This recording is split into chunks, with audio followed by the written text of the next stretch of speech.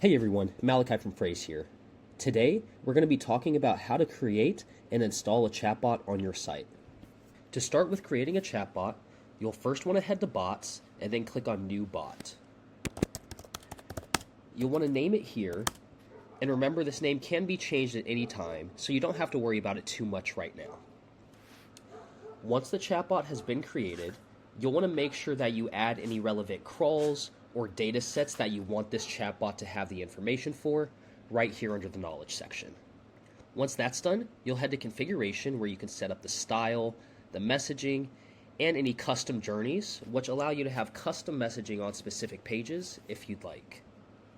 Once you've got the chatbot set up and looking good, you'll move on to targeting and paste in the URL for the website you want this chatbot to appear on.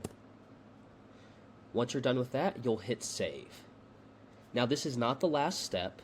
You'll head to settings, go to install, and copy the code to paste it into your website's heading section. Once you're done with that, you should be good to go and your chatbot will be live for everyone to see on your website. If you have any questions, please feel free to reach out at team@phrase.io. Thanks.